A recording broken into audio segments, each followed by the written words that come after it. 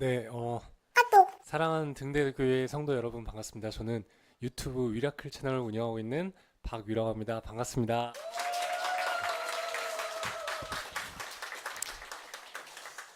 이런 귀중한 시간에 이렇게 너무너무 부족한 저에게 제가 만난 하나님에 대해서 여러분들과 나눌 수 있는 기회를 주셔서 진심으로 감사합니다.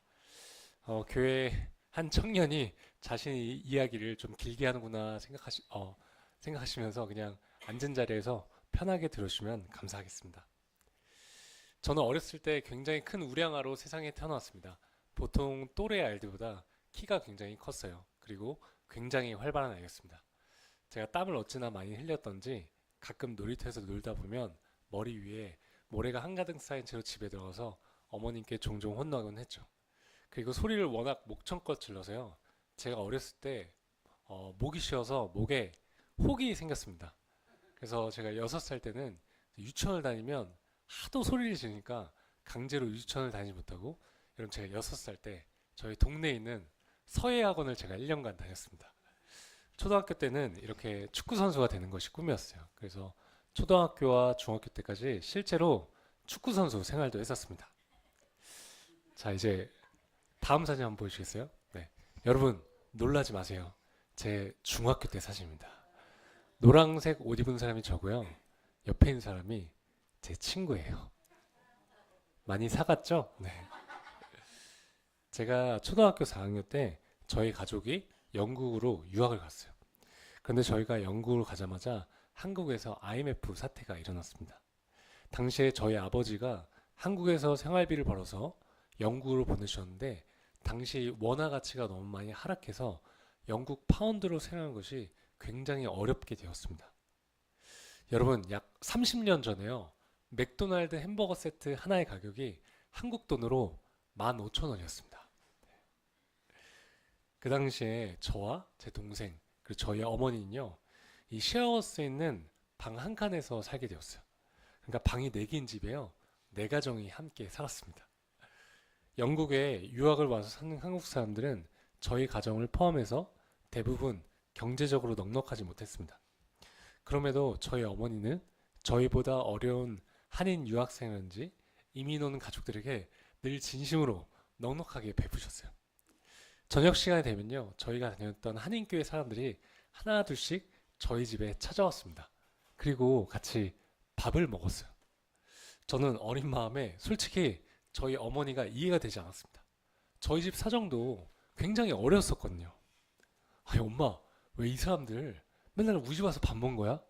우리도 힘들잖아. 근데 어머니는 단 한 번도 제가 묻는 질문에 답하지 않으시고 그냥 밝게 미소만 지으셨어요. 그러다가 경제 사정이 더 어려지면서 저희는 다시 한국에 들어오게 되었습니다. 세월이 흐른 후에 어머니께서 이렇게 비즈니스 차 영국을 가시면 현지 한인분들이 저희 어머니를 공항까지 이렇게 데리러 오시고 서로 막 집에 모시려고 했다고 해요. 그렇게 어머님의 이 대가없는 나눔은 더 큰 사랑으로 보답받게 되었습니다. 저는 어머니가 막 너무 많이 베풀고 나눈 것에 대해 불평도 했지만 저는 어머니의 삶을 존경하게 되었어요. 그래서 저도 어머니처럼 살도록 조금씩 노력했죠. 그 결과 제 삶은요, 이 물질적으로 얻을 수 없는 행복과 소중한 인연들로 풍요로워졌습니다. 사랑을 베풀면 더 큰 사랑이 찾아온다는 사실을 제가 어릴 때부터 배웠던 것 같아요. 사랑을 베풀면 어떤 방법을 통해서든지 비록 다른 형태일지라도 다시 사랑으로 되돌려받는다는 것을요. 이제 지금부터 약 12년 전 이야기입니다. 제가 취업할 때쯤 지금처럼 굉장히 취업난이 심했습니다. 대학교 때 제가 학점도 정말 안 좋아서 이 취업 스트레스를 엄청나게 받고 있었어요. 여러분, 제가 이렇게 딱 봐도 학점이 좀 안 좋게 생겼죠. 그나마 제가 이제 옷을 좋아했습니다. 패션에 관심이 있어서 패션 관련 기업에 취업을 해야겠다고 생각을 했어요. 그러던 중에 제가 우연히 한 외국계 패션 기업에 인턴 사원으로 들어가게 되었어요. 전 당시에 학교를 다닌 대신에 회사를 다니면서 전공학점 10학점 받고 인턴 사원 월급도 받고 경력도 쌓게 되었습니다. 6개월 정도 후에는요, 심지어 정직원 제안도 받게 되었어요. 그렇게 저는 운 좋게 덜컥 취업을 하게 되었습니다. 솔직히 기분이 정말 좋았어요. 저는요, 제 인생이 마치 톱니바퀴와 맞물리듯 완전히 풀렸다고 생각했습니다. 저는 주중 회사를 다니면서 열심히 일한 저에게 보상을 주었어요. 바로 세상적인 쾌락으로 보상을 주었습니다. 저는 주말마다 술을 마시고 클럽을 다녔습니다. 다들 조용하시네요. 솔직히 그 당시엔요, 재밌었어요. 한 번은 제가 토요일 날에 술을 많이 마시고 주일날 이렇게 교회를 가서 이런 기도를 한 적이 있습니다. 하나님, 저는 세상의 쾌락을 포기할 수가 없습니다. 하나님, 저는 교회 반, 세상 반, 회색 크리스찬을 차겠습니다. 하나님, 그러다가요, 제가 죽을 때쯤 됐을 때 그때 완전히 하나님께 돌아갈게요. 여러분, 이게 농담이 아니고 제가 진짜 육성으로 그렇게 기도를 했었어요. 제가 정직원 전환이 되는 시점에 친구들과 축하 파티를 열게 됩니다. 그날 제가 술을 마시고 필름이 끊기게 되었어요.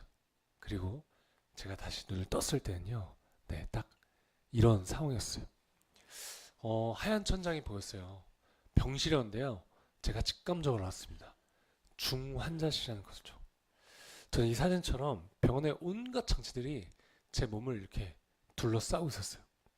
여러분, 제 몸이요, 제 눈으로 분명히 보이는데 이 쇄골뼈 밑으로는 정말 아무것도 느껴지지 않고 아무것도 움직일 수가 없었습니다. 여러분, 이게 어떤 느낌인지 감이 잘 안 오시죠? 자, 우리 다 같이 한번 손을 한번 들어보실까요? 자, 우리 하나 둘 셋 하면 여러분 손톱에 한번 힘줘 보겠습니다. 자, 하나 둘 셋. 자, 이번엔요, 머리카락에 한번 힘줘 볼게요. 자, 하나 둘 셋. 자, 나는 손톱이나 머리카락에 힘이 들어간다고 손 들어보세요.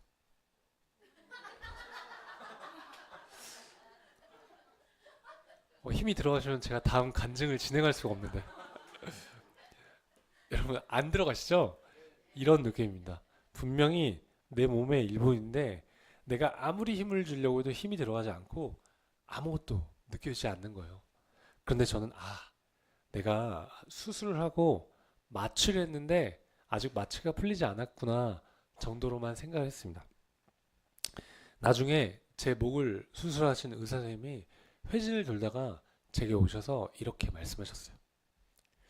당신은 앞으로 전신마비로 살 것이고 영원히 걸을 수 없을 겁니다. 손가락도 절대 움직이지 못할 거예요. 와, 여러분, 저는요, 하루아침에 전신마비 환자가 되었습니다. 알고 보니까 전 이 술에 취해서 어떤 건물과 건물 사이로 추락을 해서요, 목이 완전히 부러져서 이 척수신경이 완전히 끊겼던 것이었습니다. 여러분, 이 사진 한번 보시겠어요? 이 사진 정중앙본에 보시면 중간에 목뼈가 완전히 어긋난 거 보이시나요? 네. 근데 저는 전혀 기억이 나지 않았어요. 의사 선생님 말을 들었을 때는 현실감이 없었습니다. 아마도 이 전신마비라는 상황이 너무나 비현실적이기 때문에 제가 그 사실을 받아들이는 것이 아마도 어려웠을 수도 있었던 것 같아요. 그런데 저는 하나님을 믿었었기 때문에 아니야, 나는 하나님이 일으켜주면 반드시 할 거야 라고 생각했어요. 그래서요, 생각보다는 힘들지 않았습니다. 뭐 여러분들이 지금 믿으실진 모르겠지만 제가 정말 그 이야기 듣고도 울지 않았습니다. 여러분, 이 사진이 이제 제가 전신마비 진단을 받고 한 2주 정도 됐을 때 사진인데요. 여러분, 전신마비 진단을 받은 사람 치고는 이게 표정이 제정신은 아니죠. 제가 사고를 겪은 날 새벽에 집에 이렇게 초인종이 울렸대요. 어머니가요, 현관에 나가보니까 경찰 2명이 딱 서서 제 아드님이 사고로 많이 다쳐서 응급실에 있습니다. 어머니 빨리 가보셔야겠어요. 저희 어머니는요, 그 이야기를 들으시고는 그 자리에서 생리가 끊기셨다고 합니다. 저는 그 당시에는 그 사실을 알지 못했어요. 근데 제가 다치고 한 2년 정도 지났을 때쯤 저희 아버지께서 그 사실을 제게 말씀해 주더라고요. 여러분, 저희 어머니가 얼마나 충격을 받으셨으면 그렇게 되셨을까요? 저희 부모님이 응급실에 도착했을 때는요, 제 머리에서 이렇게 피가 이렇게 분수처럼 솟구쳐서요, 침대 벽면이 온통 피로 흩뿌려져 있었고, 제가 피를 너무 많이 흘려서 그 침대 시트 밑으로 피가 이렇게 뚝뚝 흐르고 있었다고 해요. 아버지는 그런 제 모습을 보시고 그 자리에서 주저앉으셔서 땅바닥을 기어다니셨다고 합니다. 근데 그때 저희 어머니는 침착하게 저희 교회 성도님께 기도 부탁하셨대요. 그때 한 성도님이 전화 오셔서 이렇게 말씀하셨다고 해요. 위 어머니, 위에 영혼을 위해서 기도하세요. 그때 그 말을 들은 저희 어머니는요, 아, 우리 위가 이제 진짜 죽을 수도 있겠구나 생각하셨대요. 그 성도님의 말이요, 마치 하나님의 음성처럼 느껴지셨다고 합니다. 그래서 저희 어머니는 그때부터 제 생명을 위해서 기도하기 시작하셨다고 합니다. 그때 제가 11시간 동안 의식이 없어서 수술을 못하고 있었대요. 여러분, 이 의식이 없는 상태에서 마취를 하면요, 의식이 다시 돌아오지 않을 수도 있어서 수술 골든타임을 놓치지 않으면 빨리 의식이 돌아와야 되는 상황이었다고 합니다. 그래서 응급실에서 정말 많은 사람들이 저를 위해서 막 기도를 해주고 있었는데요. 그래서 저는 의식이 돌아오지 않았대요. 근데 그때 저희 아버지가 위야 일어나 이 한마디에 제가 11시간 만에 갑자기 이렇게 딱 눈을 떴다고 합니다. 그래서 제가 정말 다행히 수술에 들어갈 수 있었대요. 그리고 저희 어머니가 제가 수술에 들어가기 전에 그 레지던트가 제 목 MRI 사진을 저희 어머니께 보여주면서 아드님은 전신마비입니다 라고 말하는 장면을요, 다 핸드폰으로 이렇게 영상으로 찍으셨대요. 여러분, 그 정신에.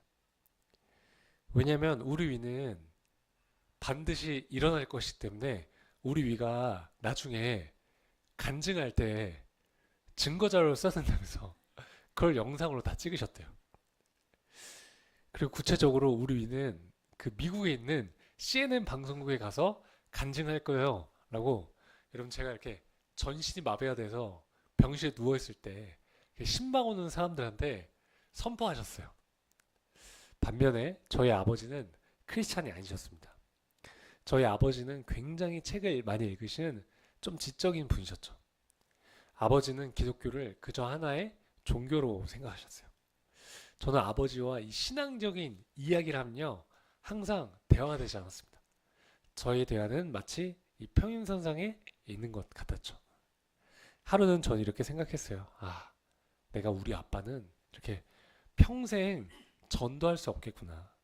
그런데 중환자실에서 3일째 되는 날 입에 기도사건을 해서 아무 말도 할 수 없이 누워있는 제게 아버지께서 오시더니 이렇게 말씀하셨어요.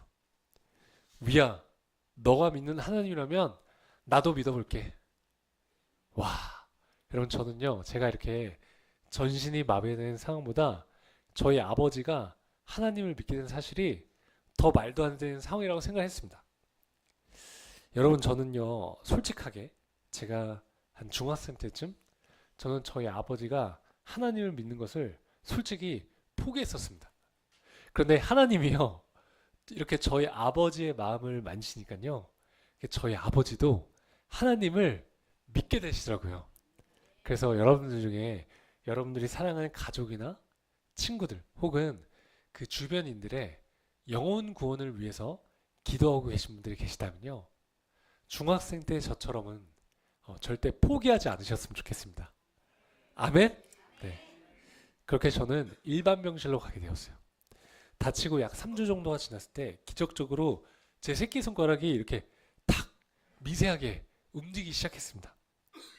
여러분 우리 2002년 월드컵 4강전 진출했을 때 기억나세요? 더 기억이 많이 나셔야 될 것 같은데 마치 그날처럼 난리가 났습니다. 와, 드디어 우리 위가 마비가 풀리는구나. 다들 희망을 갖기 시작했어요. 그런데 새끼손가락만 이렇게 살짝 움직일 뿐 실제로 이게 병원 생활하는 데는 기능적으로 아무런 도움이 되지 않았어요. 현실은 냉혹했습니다. 전신마비가 되니까요, 제가 할 수 있는 것은 아무것도 없었어요. 스스로 아무것도 할 수 없게 되었을 때 그 좌절감은요, 정말 상상할 수 없을 정도의 상실감을 느끼게 해줬습니다. 병원에서의 삶은 치열한 전쟁이었어요. 그저 침대에서 누워서 지냈죠. 여러분 혹시 욕창 뭔지 아시죠? 전 당시에 욕창에 걸리지 않기 위해서 2시간에 한 번씩 24시간 동안 누군가가 제 몸을 계속해서 뒤집어 주어야 했습니다. 밥도 다 떠먹여 줬고요. 이렇게 이도 누군가가 직접 다 닦아줘야 했어요. 그리고 여러분 제가 씻으려면 어떻게 씻었는지 아세요? 이 병원 침대 있죠. 제가 침대에 누워있는 채로 병원 샤워실에 들어갑니다. 그러면 이렇게 침대에 누워있는 저를요, 가족들이 직접 다 씻겨줘야 했어요. 전신마비가 되면요, 여러분, 이 장기의 기능에도 마비가 옵니다. 대변과 소변을 스스로 볼 수 있는 기능을 상실하게 되죠. 저는 당시에 이 요도안을 이용해서 소변줄을 차고 있었고, 이 소변백에 소변이 가득 차면 가족들이 그 소변을 직접 다 비워줘야 했습니다. 대변을 보기 위해서는요, 여러분, 좌약 아시죠? 좌약을 이렇게 침대 위에서 넣고 가족들이 매일매일 그 뒤처리를 손으로 해야만 했습니다. 좌약을 넣어도 금방 신호가 오지 않습니다. 2시간이고 3시간이고 기다려야 했어요. 변이 잘 나오지 않을 때면 막 배를 마사지하고 온갖 자극을 줘야 했습니다. 하루는 밤에 이렇게 저희 아버지가 여기서 이렇게 제 변을 치우시는 모습을 보고 제가 이렇게 아버지한테 등 돌린 상태로 아버지 모르게 눈물을 흘린 적이 있습니다. 이제는 이 검은 머리카락보다 흰 머리카락이 많으신 아버지를 이 28살이 된 이 아들의 뒤처리를 하게 만드는 제 자신이요. 너무나 싫었습니다. 그것을 받아들이는 것이 너무나 고통스러웠어요. 그 당시에 저는 이제 취직을 해서 이제 부모님부터 경제적으로 완전히 독립해서 저는 이제 효도해드릴 수 있다고 생각했었거든요. 물론 인턴 사원 월급 얼마 되지 않았지만 제가 처음으로 이렇게 월급을 받아서 봉투에 이렇게 용돈을 넣어서 부모님께 드렸을 때 저는 정말 행복했어요. 그런데 하루아침에 전신마비 환자가 돼서 28살짜리 아이가 되어버렸으니까요. 도저히 믿기지도 않고 그 현실을 인정하고 싶지 않았어요. 사실 처음에 제가 입원했을 때는 저희 가족은 저를 위해서 전문 간병인을 고용하려고 했습니다. 그런데 여러분, 전 태어나서 처음 본 낯선 타인에게 이렇게 성인이 된 저 이런 모든 민낯을 보여주고 싶진 않았어요. 그래도 가족들한테 미안해서 아무 말 할 수가 없었죠. 그런데 여러분, 저한테 3살 차이 나는 남동생이 있거든요. 제 동생이 당시에 대학교 4학년이어서 졸업을 준비하고 있었는데요. 동생이 부모님께 이렇게 말을 했대요. 엄마, 우리 형은 간병인한테 맡고 싶지 않아요. 엄마 제발 내가 형을 직접 간병할 수 있게 해주세요. 그렇게 제 동생은 저를 위해서 4학년 2학기 한 학기를 통째로 휴학을 하고 24시간 6개월 동안 제 옆에서 이렇게 병간호를 해줬습니다. 정말 감사했어요. 그렇게 쉽게 결정할 수 있는 일이 아니라고 생각했는데 이렇게 동생이 먼저 흔쾌히 그런 결정을 내줘서 전 정말 감사했죠. 제가 나중에 시간이 지나서 동생한테 이런 질문 한 적이 있습니다. 지우야, 너에게 장애란 무엇이야? 그러니 동생이 이렇게 대답했어요. 장애는 우리 가족을 단단하게 묶어준 하나의 끈이라고요. 왜냐면 가족 모두가 협력해서 저 한 명을 돌봐야 했기 때문입니다. 그래도 병원에서의 생활은 생각보다 행복하고 감사한 시간들이었어요. 정말 이렇게 많은 분들이 오셔서 위로해 주고 응원해 주셨어요. 특히 저와 한 번도 마주한 적이 없는 저희 교회 목사님들과 저희 교회 분들이 오셔서 기도해 주고 예배도 많이 들으셨는데요. 제가 나쁜 생각할 틈이 없이 병실은 항상 바글바글 거렸습니다. 하나님은 끊임없이 사람들을 보내셔서 저희 가족과 저를 위해 위로하셨어요. 이를 통해 저와 저희 가족은 지치지 않고 힘을 낼 수 있었습니다. 이것은 분명히 하나님의 은혜와 사랑이었습니다. 제가 당시에 그 서울에 있는 신촌 세브란스 재활병원에 입원해 있었는데요. 저는 그 전쟁 같았던 하루의 재활을 마무리하면 저녁에 항상 이 조그만한 기도실에 갔어요. 왜냐면 저는 예전에 저로 돌아가고 싶었어요. 예전에 건강하게 걷고 뛰던 제 모습으로 돌아가고 싶은 마음이 너무나 간절했습니다. 그래서 제가 평생 잘 읽지도 않던 성경책을 읽기 시작했고 매일 저녁 기도했습니다. 물론 제 자신만을 위해서 기도했어요. 하나님, 저 제발 일으켜주세요. 저 일으켜주시면 저 진짜 뭐든지 하겠습니다. 그런데 어느 날 제가 그렇게 기도를 하는데 저희 병원에 다른 병실 있는 환자들이 이렇게 떠오르기 시작했습니다. 갑자기 제가요, 그들을 위해서 이렇게 눈물을 흘리면서 기도를 하게 되었어요. 그런데 여러분, 저렇게 딱 봐도 결코 남을 위해 기도할 만큼 마음밭이 넓거나 믿음이 좋은 사람이 전혀 아닙니다. 그 당시에 제 그 눈물의 기도는요, 하나님이 제게 주시는 긍휼의 마음이었어요. 저는 전신마비 환자임에도 불구하고 제가 입원해 있었던 그 재활병에서 상대적으로 경중 환자였습니다. 그 재활병원은 저보다도 심각한 상태에 계신 분들이 너무나 많았어요. 특히 이 뇌가 손상되신 분들 많았죠. 하루는 다른 병실에 한 고등학생 남자의 어머님이요, 전신이 마비가 돼서 병실에 누워있는 제게 오시더니 이렇게 말씀하셨어요. 우리 아들이 위 너만큼은 됐으면 좋겠다. 여러분 상상이 가세요? 전 그때 이렇게 생각했어요. 아니 어떻게 전신이 마비가 된 나한테 와서 이런 말을 하실 수가 있지? 그 어머님의 아들은 여러분 고등학생이었고 펜싱 국가대표 상비군이었는데요. 하루아침에 교통사고로 뇌가 손상이 돼서 대화가 불가능하고 밥도 먹을 수 없어서 콧줄로 영양분을 공급할 수밖에 없었고 앞으로 미래에 냉정하게 회복을 기대하기가 너무나 어려운 상황이었습니다. 저는 마음이 너무 아팠지만 겉으로 울 수가 없었어요. 제가 입원했던 곳에 대부분의 환자들이 이런 어려운 상황 가운데 놓여져 있었습니다. 그렇게 그 기도실에서 제가 막 1시간 정도 울면서 기도했어요. 그리고 그때 하나님이 제 마음 가운데 강력하게 말씀하시는 것 같았습니다. 위야, 너는 반드시 회복될 것인데 너는 앞으로 너와 비슷하게 아픈 사람들과 또 세상에 정신적으로 고통받고 있는 사람들에 가서 반드시 희망을 주는 사람이 되어야 된다. 근데 여러분, 저는 그 당시만 해도요, 혼자서 이렇게 이 정도도 휠체어를 밀 수조차 없는 상태였거든요. 그래서 저는 구체적으로 제가 어떻게 사람들한테 도움을 주고 희망을 줄 수 있을지는 전혀 알지 못했고 감이 오지 않았습니다. 저는 그렇게 6개월 정도 병원 생활하고 퇴원을 했습니다. 퇴원을 했지만 저희 모든 생활은 가족한테 의지할 수밖에 없었습니다. 대변과 소변도 여전히 가족들이 다 받아내야 했어요.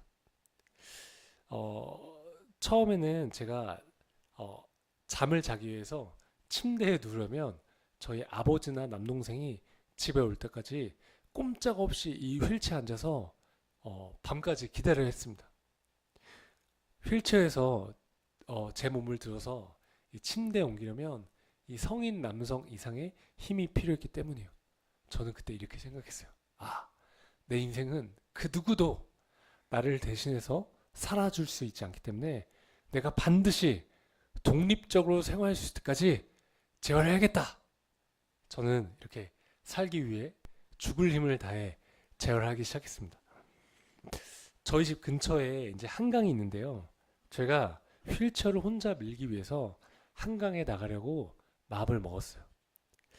그런데 부모님은 제가 혼자 한강에 나가는 것을 너무나 걱정하셨습니다. 그래서 저는 한강에 나가기 위해서 부모님과 싸웠어요. 그것부터 재활이었습니다. 처음에는 제가 휠체어를 한 10m도 잘 밀지 못했었는데요. 저는 비나 눈이 오지 않으면 영하 5도 밑으로 떨어지지 않으면 온몸에 핫팩을 붙이고 매일 한강에 나가서 이게 3시간 이상 휠체어를 밀었습니다. 이렇게 50m, 100m, 500m, 1km. 제가 휠체어를 혼자 밀 수 있는 거리를 서서히 늘려나갔어요. 저희 집이 이제 서울의 용산인데요. 제가 재활을 시작하고 한 2년 정도 지났을 때쯤 저희 집에서 하루는 제가 이제 저희 집에서 혼자서 휠체어를 3시간 동안 밀어서 저희 집에서 11km 떨어져 있는 난지도 한강공원까지 혼자서 휠체어를 밀 수 있게 되었습니다. 저는 그때 이런 생각이 되었어요. 아, 네. 이제 내가 우리 집에서 11km 떨어진 곳에 나 혼자 누워있어도 나 혼자서 집은 갈 수 있겠구나. 그리고 저는 원래 차고 있었던 소변줄을 빼고 혼자서 일회용 소변줄 이용해서 스스로 소변도 볼 수 있게 되었습니다. 그리고 엄청난 재활련 끝에 드디어 혼자 침대에 옮겨 누울 수 있게 되었어요. 여러분, 네, 휠체어에서 침대로, 침대에서 휠체어로 이렇게 스스로 자유롭게 옮길 수 있다는 것이요. 얼마나 감사한지 몰라요. 그리고 피나는 운동과 연습으로 제가 상체 힘을 키워서요. 혼자 차에 휠체어를 싣고 운전도 가능하게 되었습니다. 제가 오늘도 직접 혼자 운전해서 여기까지 왔거든요. 네, 아직 물론 손으로 운전은 것이만요. 휠체어에서 침대로 자유롭게 이동하고 또 운전까지 가능하게 되었지만 제가 딱 한 가지 가족에게 의존하고 있었던 것이 있었습니다. 바로 이 좌약을 넣는 것이었어요.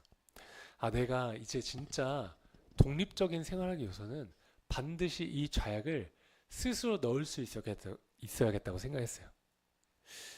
좌약을 스스로 넣는 것은요, 마치 재활계의 이 끝판왕처럼 여겨졌습니다. 여러분, 제가 지금부터 하는 말은요, 너무 깊게 상상하지 마세요. 제가 이제 묘사를 하는 겁니다. 저는 손가락 힘이 완전하지 않았기 때문에 좌약에 젤을 묻혀서 그곳에 넣는 것은 거의 불가능에 가까웠습니다. 또 저는 그곳에 감각이 거의 없었기 때문에 손가락으로 그거 찾는 것은 저한테는 너무나 어려운 일이었어요. 하루는 좌약을 넣었는데 30분도 넘게 걸렸고 좌약이 젤에 닿는 순간 바로 녹기 시작하거든요.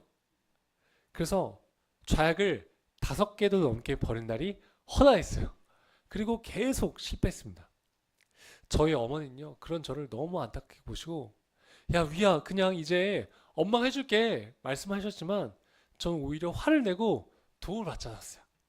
그래서 여러분, 제가 지금은요, 혼자서 10초면 좌약을 넣습니다.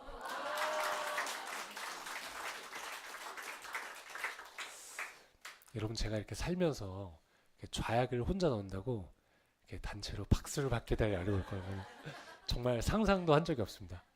여러분, 저 이제 진짜 독립적으로 생활할 수 있습니다. 대박이죠? 네. 그리고 여러분, 저 재작년에 결혼도 했습니다.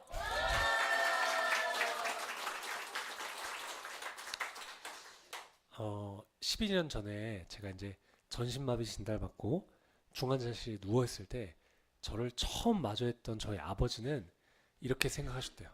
아, 내가 이 아들은 평생 안고 살아야겠구나.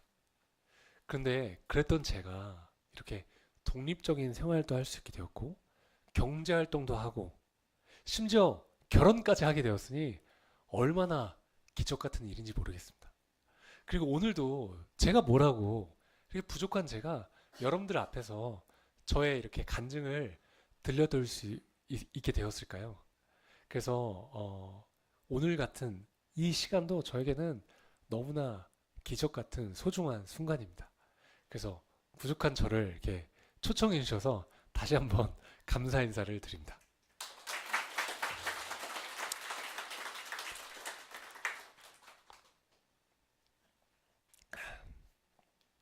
저는 정말 다행히도 병원에서 말했던 것과는 다르게 엄청나게 재활이 잘 되어 있었습니다.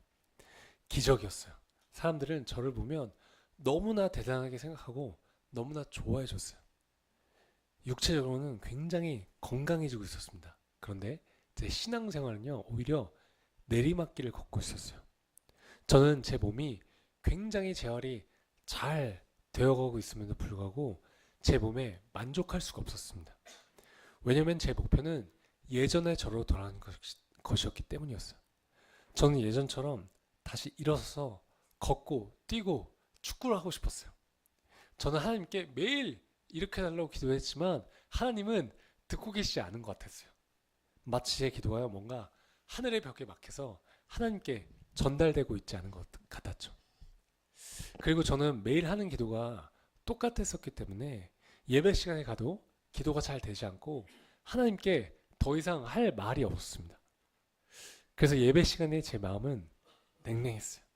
기쁨을 잃었습니다.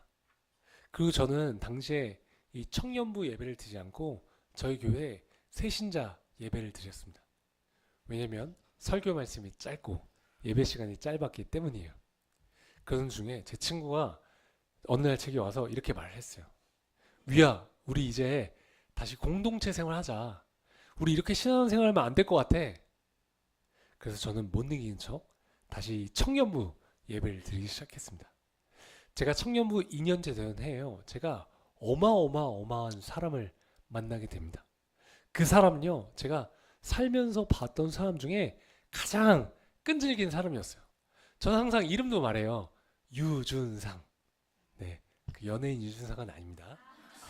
정말 그 친구는 기도하는 사람이었어요. 그 친구와 제 순장님, 제 셀 리더가 되었습니다. 여름이 되어서 저희 청년부 여름 수련회 시즌이 되었어요. 그런데 준상이가요, 저한테 수련회를 같이 가자는 거예요. 그래서 제가 단칼에 거절했습니다. 휠체어를 타고 수련회에 참가하는 것은 제게는 너무나 큰 도전이었기 때문이었어요. 그리고 저는 아직도 잠을 자기 위해서 침대 매트리스가 반드시 필요하거든요. 준상이가 말했습니다. 야, 위야, 수련회장에 침대가 있대. 내가 다 도와줄게. 여러분, 약간 어떤 스타일인지 아시겠죠? 우리 이 등대교회에서도 떠오르는 사람들 있지 않나요? 저는 준상이 이 친구 정말 끈질기다고 생각했지만 용기를 얻고 수련회에 참가하게 되었습니다. 수련회에 갔지만 저는 여전히 하나님과의 관계는 냉랭했어요. 수련회 마지막 날 밤 집회 시간이 되었습니다. 설교 말씀이 끝나고 기도 시간이 되었는데 저는 이렇게 기도했어요. 하나님, 오케이. 저 이제 더 이상 일어나지 않아도 좋습니다. 하나님, 그 대신에 저 하나님이 살아계시지만 제게 꼭 보여주세요. 하나님, 제가 하나님을 눈으로 보든 귀로 듣든 바람을 느끼든 피부로 느끼든 하나님 어떤 방법이든 좋으니까요. 제발 오늘 저 하나님이 살아계시지만 제게 꼭 알 수 있게 해주세요. 여러분, 제가 정말 간절히 기도했거든요. 그런데 저한테 어떤 일이 일어났을까요? 네, 아무 일도 일어나지 않았습니다. 정말 아무것도 느껴지지 않았어요. 그때 저희 공동체 남당 목사님이 이제 주변의 아픈 지체들 이 강대상 위에 올라오세요. 제가 기도해 드리겠습니다. 그렇게 말씀하셨어요. 근데 여러분, 저는 그 높은 강대상 위에 정말 나가고 싶지 않았어요. 전 치유 기도를 더 이상 받고 싶지 않았어요. 왜냐면 저는 다치고 나서 저희 어머니 손에 이끌려서 온갖 치유 집회를 다녔었거든요. 이런 마음을 가지면 안 되겠지만 제가 이렇게 치유 집회를 참여하는 것은 마치 이 기복신앙처럼 느껴졌어요. 그런데 여러분, 제 옆에 누가 있었을까요? 네, 그가 있었습니다. 갑자기 준상이와 교회 친구들이 제게 막 몰려오기 시작했어요. 여러분, 한번 상상해 보세요. 예배하는 장소에 큰 강당에 한 900명 정도 되는 청년들이 있었는데요. 저는 여러분, 그 강당 저 끝에 모서리에 혼자 휠체어에 앉아있는 상태로 있었죠.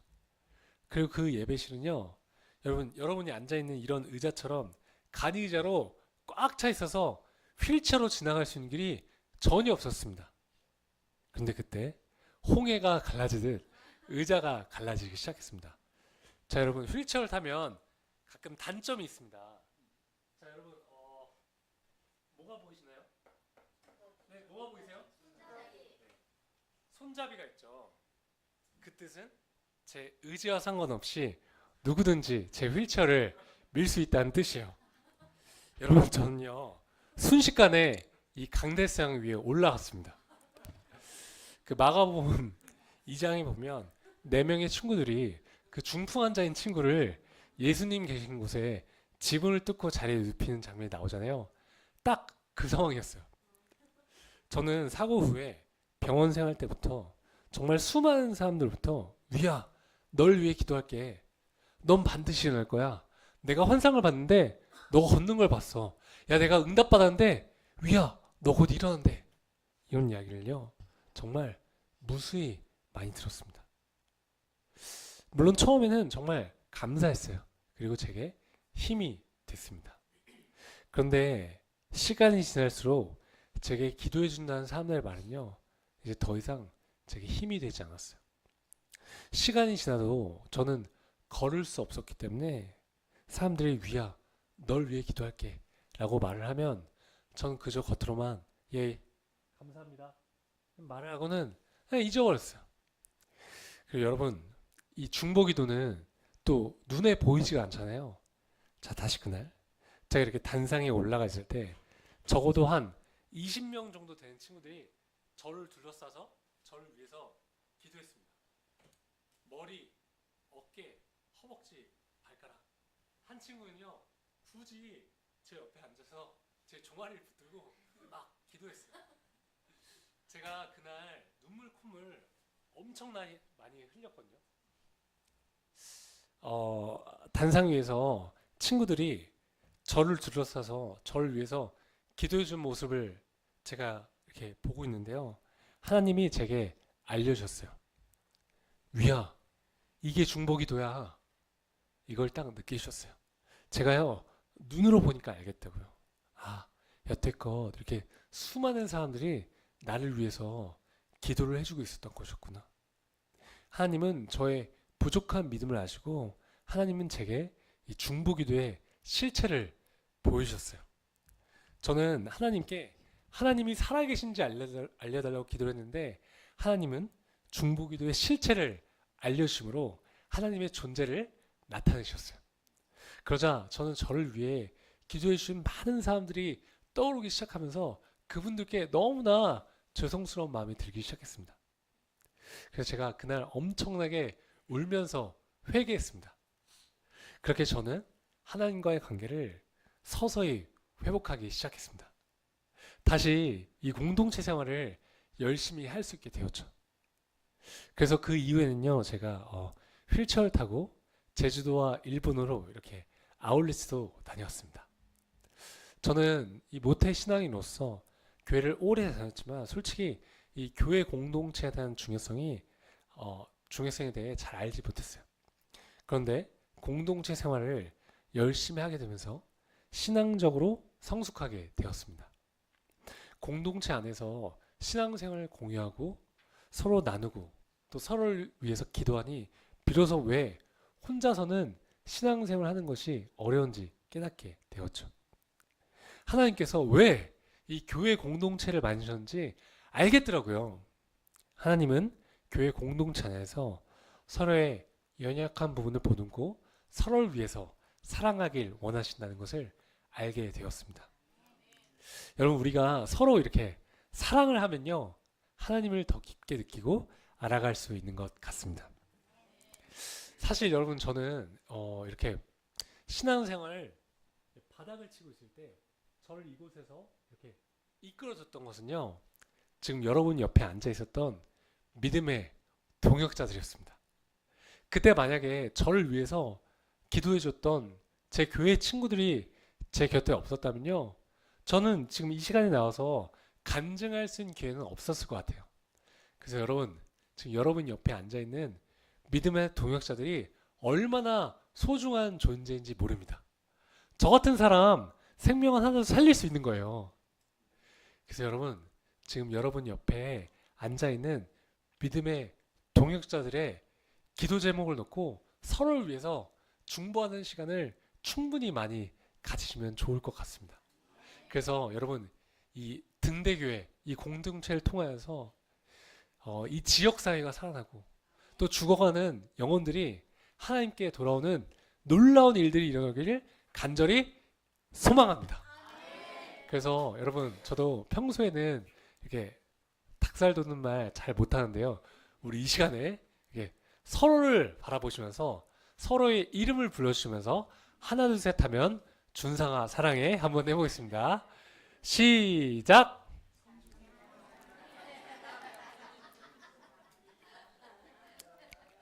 아직 좀 쑥스러우신가 봐요. 네. 이름을 모르셔도 괜찮습니다. 이제 앞뒤를 바라보시면서 사랑합니다. 시작!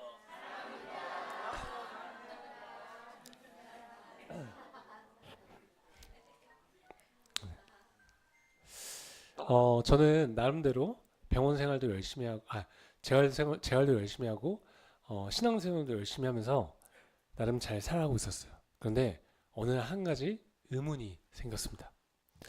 저는 제 자유의지를 가지고 술을 마셔서 다쳤기 때문에 한 번도 하나님을 원망한 적은 없었어요. 그런데 제가 전신이 마비돼서 휠체어를 타고 이 세상을 살아가 보니까요. 세상에 태어날 때부터 자기 의지와 상관없이 장애가 있거나 정말 수많은 요인들로 인해서 고통받고 있는 사람들이 제 눈에 너무 많이 보였습니다. 아니 여러분, 우리 솔직하게 교회에서는 맨날 공평하신 하나님이라고 말을 하는데 제가 바라보는 이 세상은요 너무나 불공평해 보였어요. 그래서 저는 하나님께 따졌습니다. 아니 하나님, 지금 이 세상에 이렇게 수많은 사람들이 고통받고 있는데 왜 가만히 내버리시는 거예요? 아니 공평하신 하나님이면서요 전 당신이 절대로 이해가 되지 않습니다. 만약 하나님이 진짜로 살아계신다면 적어도 이 세상에 지독하게 고통받고 있는 사람들에게는 하나님 직접 배입하셔서 도와줘야 하는 거 아니에요? 한번 대답해 보세요. 그리고는 제가 막 따졌던 것을 잊어버렸습니다. 그리고 약 3일 정도가 지나고 제가 화장실에 있었는데요. 여러분, 우리가 보통 화장실에서는 하나님 생각은 잘 안 하잖아요. 여러분들 많이 하세요? 여러분, 이거 진짜 리얼입니다. 실제 상황이에요. 제가 화장실에 있는데 갑자기 제 마음가운데 하나님이 이렇게 말씀하시는 것 같았어요. 위야, 너가 가서 직접 사랑하면 되잖아. 와, 충격이었습니다. 도저히 반문할 수가 없는 거예요. 저는 하나님은 절대로 제가 한 질문에 제가 이해할 수 있는 대답을 하실 수 없을 거라고 저는 확신했었거든요. 저는 여태껏 살면서 제가 사랑해야 될 대상은 내 가족, 내 친구들, 그리고 제 주변인들이라고 생각했습니다. 그런데 하나님은요, 제가 생각하는 그 사회적 약자들, 그 고통받고 있는 사람들, 위야, 너가 직접 가서 사랑하라는 것이었어요. 그러면서 하나님은 제게 이 사랑의 원리를 깨닫게 해주셨습니다. 여러분, 사실 지금 우리는 요 돈이면 거의 모든 것이 되는 자본주의 사회에 살고 있죠. 그런데 여러분, 사랑은요, 이 돈이 없어도 줄 수 있습니다. 자, 지금 저 한번 보세요. 지금 이렇게 다리를 쓸 수 없고 손가락도 완전하지 않은 저도요, 제가 만약에 이렇게 당신을 사랑하기로 마음만 먹으면 사랑할 수 있습니다. 우리가요, 사랑하기로 마음만 먹으면 사랑할 수 있더라고요. 저는 그게 너무 충격이었어요. 사랑은 세상의 가치가 수반되지 않더라고요. 그게 바로 우리 하나님의 사랑이었습니다. 여러분, 우리 마가복음 12장 30절에서 31절 말씀을 우리 한 목소리로 크게 읽겠습니다. 시작!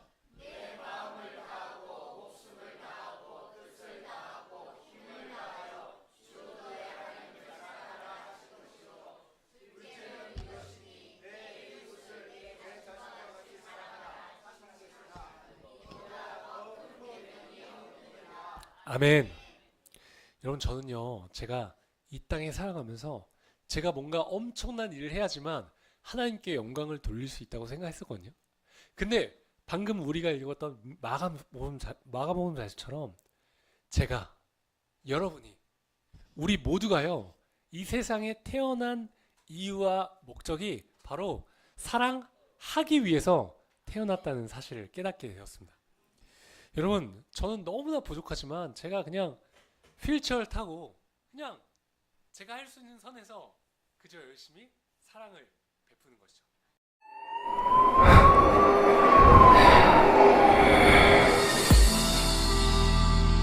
앞으로 못 걸어요. 예? 평생 힘들다고.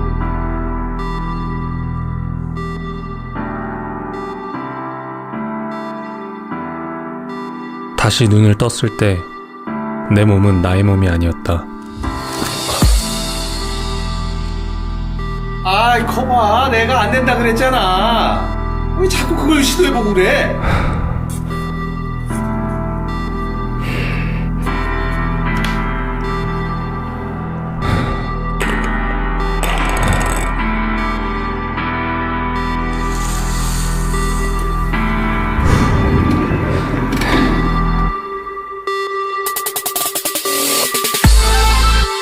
담당 의사는 손가락도 움직일 수 없다고 말했지만 나는 절대 포기하지 않았다.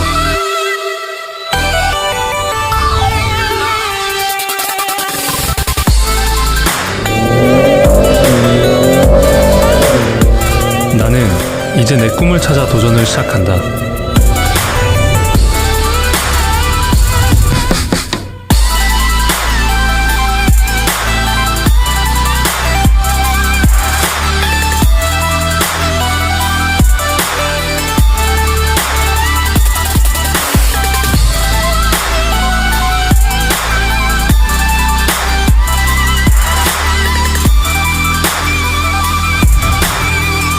일할 수 있는 능력이 완전히 제한된 건 아닙니다. 할 수 있는 것들이 너무나 많습니다.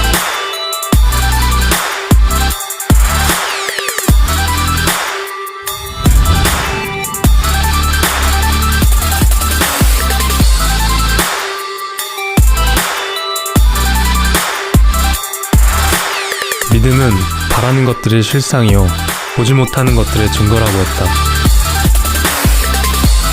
혹자에겐 터무니없는 믿음으로 보일지 모르겠지만 모든 사람 앞에서 반드시 일어나 보이겠다.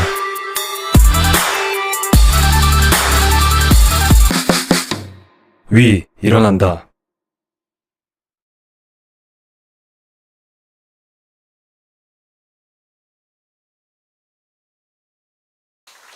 네, 이 영상은 제 실제 이야기를 바탕으로 해서 만들어진 영상입니다.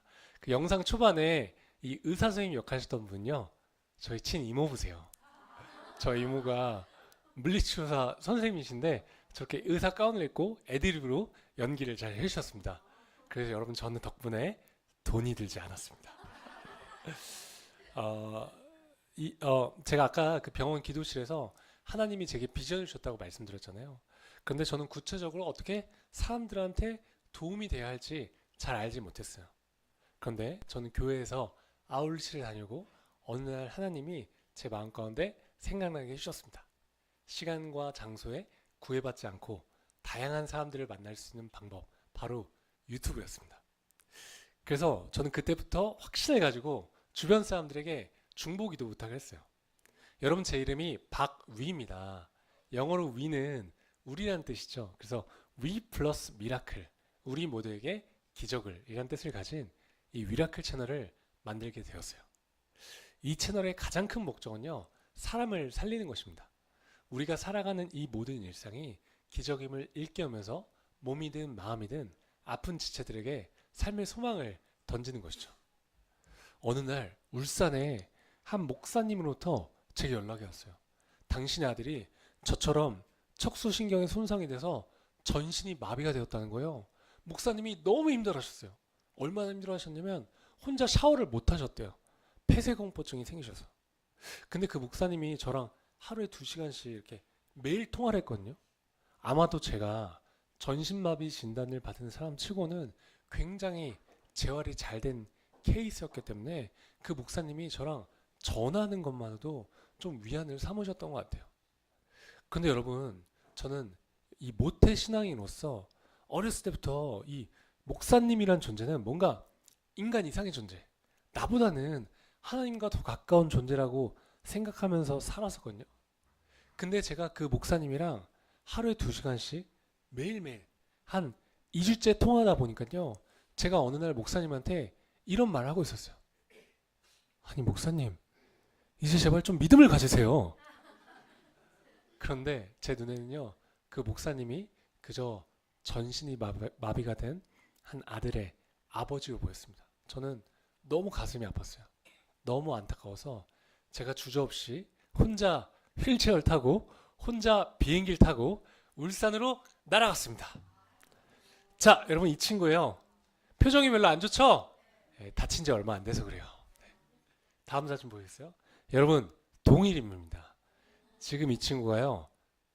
이렇게 호전이 돼서 저희 위라클 채널에 편집자로 무려 4년간 활동했습니다. 근데 사실 여러분 이 친구는요. 자세히 보면 아직도 손가락이 전혀 움직여지지 않아요. 손이 이렇게 주먹이 저인 상태로 돌돌 말렸거든요. 근데 여러분 어떻게 편집하는 줄 아세요? 주먹 한번 쳐보시겠어요? 이 손을 여기 한번 만져보세요. 이 부분 있죠? 이 부분을 이용해서 터치패드를 이용해서 직접 다 편집을 했습니다. 여러분 대박이죠? 네. 이 친구가 편집한 영상이 궁금하신 분들은 저희 미라클 채널 구독과 좋아요, 알람 설정.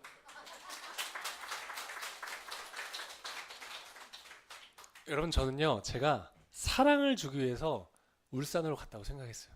그런데 시간이 지나 보니까요 제게 사랑 이상의 큰 힘을 주는 친구가 생겼습니다. 미라클 채널 하면요 정말 많은 분들이 연락을 주세요. 그 중에 가장 기억에 남는 글은 제가 오늘 생을 마감하려고 했는데 우연히 보게 된 이 미라클 채널을 보고 제가 살기로 결심했습니다. 저는 그런 이야기를 듣는요 정말 온몸에 소름이 돋고 하나님께 감사합니다. 여러분 우리 하나님의 일하심은 너무나 놀라운 것 같습니다. 여러분 우리 하나님은 반드시 살아계십니다. 물 한 잔만 마실게요. 잠시만요.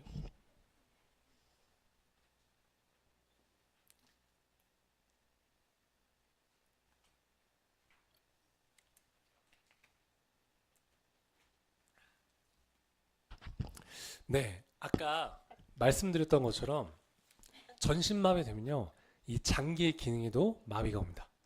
자, 여러분 혹시 이 초록색이 뭔지 아시는 분? 등글게. 여러분 이거는요 효자손도 아니고요 슈퍼에서 파는 그 길다란 먹는 쫀쫀이도 아닙니다. 이건 제 일회용 소변줄이에요.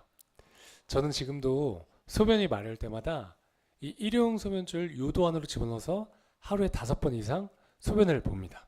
문제는 항상 세균 감염 위험에 노출이 되어 있다는 거예요. 그러다 어느 날 제가 세균 감염이 돼서 요로 감염에 걸리고 맙니다. 열이 40도가 넘게 올라가서 구급차를 타고 응급실로 실려갔어요. 신장에 염증이 생겨서 신우신염이라는 병에 걸렸는데요. 그 병의 증상은 그래요. 열이 40도가 넘게 올라가도 항생제가 당장에 들지 않기 때문에 할 수 있는 것이 아무것도 없습니다. 그러면 그냥 누워서 아이스팩을 온몸에 대는 거예요. 그럼 열이 39도로 떨어지거든요. 근데 오한이 와요. 39도인데. 그럼 추우니까 다시 이불을 4겹씩 덮는 거예요. 그러면 열이 40도 넘게 올라가고 그럼 다시 아이스팩을 대고 그럼 제가 이 과정을요 24시간 5일 내내 반복했습니다. 진짜 너무 고통스러웠어요. 너무나 힘들었습니다. 제가 그때 비뇨기과 5인실에 입원해 있었는데요. 저만 제외하고 나머지 분들은 다 연세가 있으셨어요. 암 환자, 다리가 팔처럼 가늘어지신 분, 그저 연명하시는 분, 그 중에 저 혼자 젊은 사람이었어요. 제가 아침 7시에 이렇게 딱 눈을 떴어요. 제가 진짜로 전신마비가 되고 나서 한 번도 이것 때문에 운 적이 없었는데 그날은 꼬박 1시간을 울었습니다. 옆에 제 친동생이 이렇게 자고 있어서 들을까봐 소리를 내면서 울 수가 없었습니다. 온갖 부정적인 생각이 들어오기 시작했습니다. 지금은 내가 그나마 이렇게 젊으니까 버티지. 내가 나이가 들어도 일어나지 못해서 휠체어를 타고 있으면 어떡하지? 나를 케어해줄 수 있는 내 가족이 이제 내 곁에 없으면 어떡하지?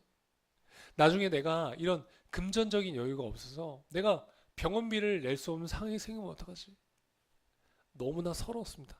제 미래가요, 너무나 두렵게 느껴졌어요. 그때 제가 5일 동안 씻지 못한 상황이기 때문에 이제 씻어야겠다고 생각했어요. 도저히 이런 기론이요, 그 하루를 버텨낼 수 없을 것 같았죠. 그래서 그 병실 안에 있는 그 화장실에 가서 이렇게 세숫대에 가서 울면서 세수를 했는데요. 여러분 그 빌립보서 4장 13절 말씀하시죠. 제가 어떻게 세수했냐면 내게 능력 주신 자 안에서 내가 모든 걸 살 수 있느니라.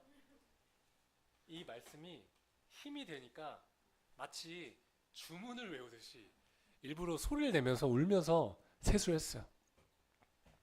근데 여러분 제가 이렇게 눈을 감은 상태에서 이렇게 세수를 하고 있는데요. 갑자기 이렇게 십자가가 떠올랐습니다. 저는요 정말 어이가 없었어요. 아니 하나님, 지금 제가 이렇게 힘들어 죽겠는데 왜 하필이면 이 상황에서 저한테 십자가가 떠오르게 하시는 거죠? 전 또 따졌어요. 근데 여러분 혹시 영화 패션 오브 크라이스트라는 영화 보셨나요? 그 영화를 보면요, 예수님이 십자가에 못 박히신 장면이 굉장히 적나라하게 묘사가 됩니다. 제가 눈을 감은 상태에서 십자가가 떠오르니까요, 자연스럽게 예수님이 십자가에 못 박히신 장면이 연상이 되었어요. 그러자 제 마음이 아파오기 시작했습니다. 그리고 이런 생각이 되었어요. 아, 예수님의 이 십자가의 고통에 비하면 지금 내가 느끼고 있는 이 고통은 아무것도 아닐 텐데. 아, 내 것이라고 주장하고 있었던 내 삶이 내 것이 아니었었구나. 나는 지금 죄인이지만 예수님께서 나를 대신에 십자가에 못 박히심으로써 이 죄의 대가를 지불하셨기 때문에 나는 새 생명을 얻은 것이었었구나. 전요, 이 사실을 그날 처음 깨달았어요. 너무나 부끄럽지만 모태 신앙인이었음에도 불구하고 한 번도 제가 이 사실요 피부로 느낀 적이 없었어요. 제가요 이 사실을 깨닫고 엄청나게 울면서 하나님 죄송합니다 죄송합니다 막 울면서 회개했습니다. 제가 막 울다가요 울음을 딱 그쳤어요. 왜냐면 저한테 성경 말씀 한 구절이 떠올랐기 때문이었습니다.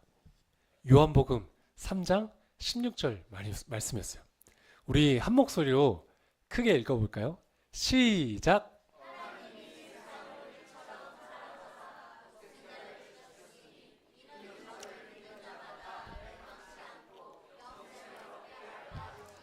아멘.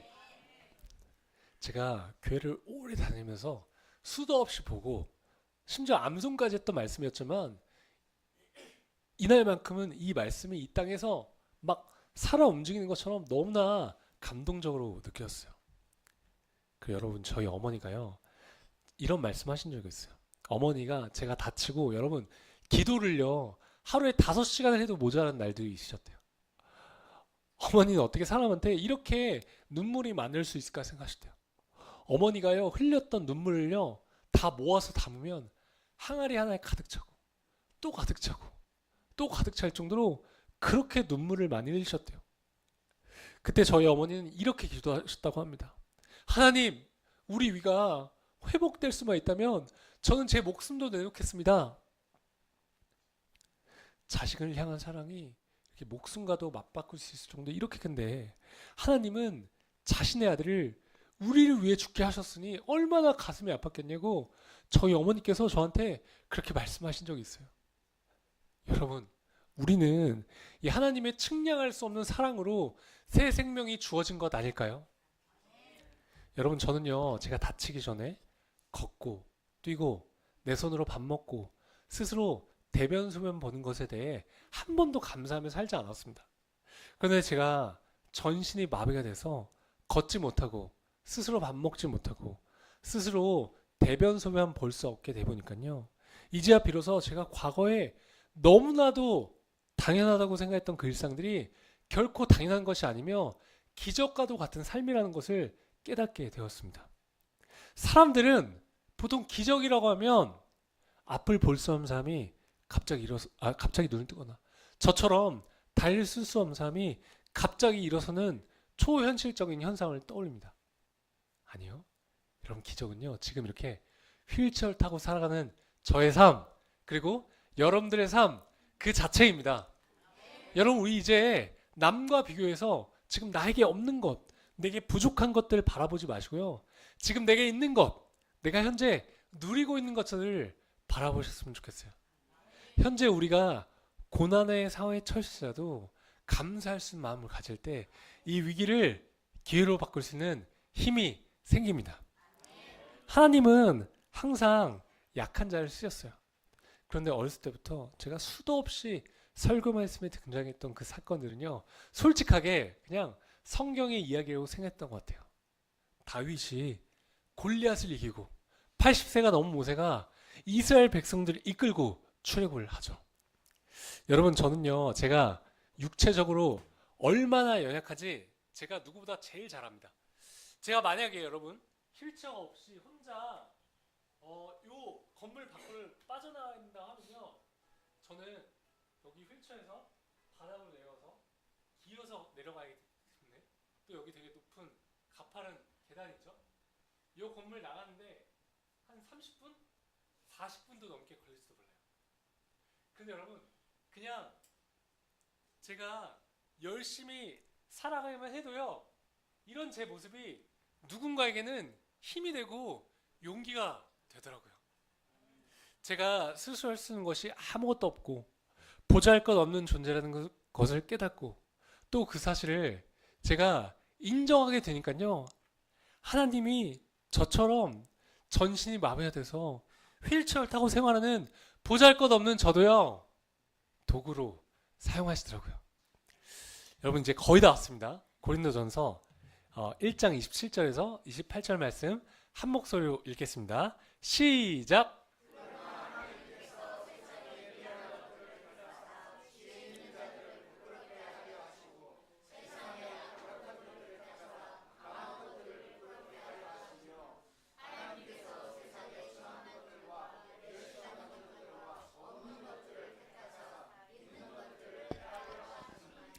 아멘.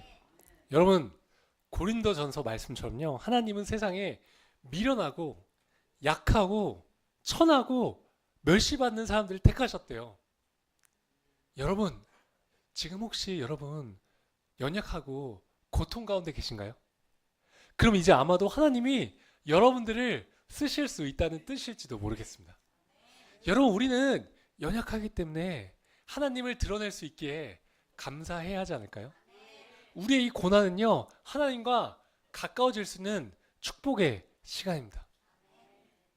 세상 사람들은 아마도 지금의 제 모습을 보면서 끔찍한 고난의 시간 속에 있다고 생각하면서 저한테 말할지 모르겠어요. 근데 여러분, 지금도 보세요. 제가 만약에 이렇게 다치지 않았다면 여러분들과 마주할 수 있는 기회가 있었을까요? 저는 이 전신이 마비가 된 생활 통해서 삶의 진정한 행복과 가치를 깨닫게 되었습니다. 그리고 실제로 예전보다는 하나님과 더 가까워졌어요. 둘째는 이것이니 내 이웃을 내 자신과 같이 사랑하라 하신 것이라. 이보다 더 큰 계명은 없느니라. 아멘. 여러분, 우리는 사랑하기 위해서 태어난 사람들입니다. 하나님은 우리 누구에게나 공평하게 사랑할 수 있는 이 마음을 허락하셨습니다. 우리는 언제든 어떻게든지 이 세상 속에서 하나님의 사랑이 필요한 곳에 가서 충분히 사랑을 전할 수 있다고 저는 믿습니다.